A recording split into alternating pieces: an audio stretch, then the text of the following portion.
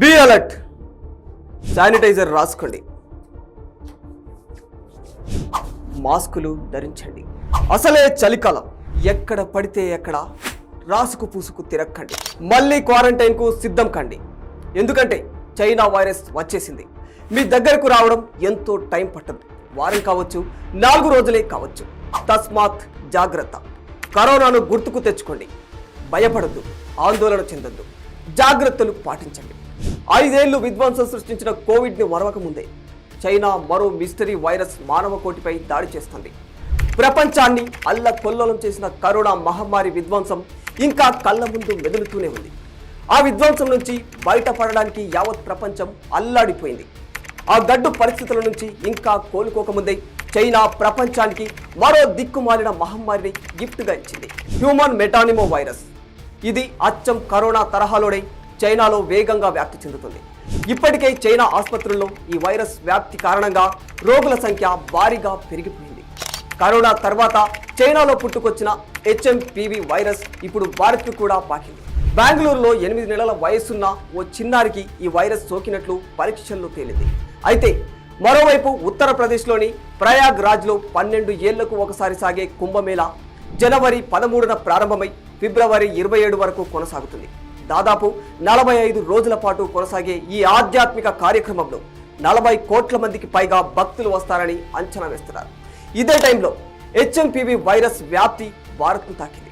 ఈ మహా కుంభమేళం ఎంతటి విధ్వంసానికి దారితీస్తుందో అని నిపుణులు ఆందోళన వ్యక్తం చేస్తున్నారు. అసలు ఏంటి HMPV వైరస్? దీని లక్షణాలు ఎలా ఉంటాయి? HMPV అనేది RNA వైరస్. ఇది న్యూమోవిరిడే మొటాప్న్యూమో వైరస్ జాతికి చెందినది. ఈ వైరస్ బారిన పడిన చైనా ప్రజలు పెద్ద సంఖ్యలో ఆసుపత్రుల్లో చేరుతున్నారు. HMPV influenza A, mycoplasma, pneumonia, COVID-19 లాంటి వైరస్ల వ్యాప్తి కారణంగా చైనా ఆసుపత్రులు, శ్మశాన వాటికల్లో రద్దీ పెరిగిపోతున్నట్లు తెలుస్తుంది. ప్రస్తుతం చైనా వ్యాప్తంగా ఎమర్జెన్సీ కూడా ప్రకటించినట్లు సమాచారం. HMPV లక్షణాలు వైరస్ తీవ్రతను బట్టి మారుతూ ఉంటుంది. సాధారణంగా దగ్గు, జ్వరం, ముక్కు కారటం, గొంతు నొప్పి, అలసట, బలహీనత లాంటి లక్షణాలు ఉంటాయి. కొంతమందిలో శ్వాస ఆడకపోవడం లాంటి లక్షణాలు కూడా కనిపిస్తూ ఉంటాయి.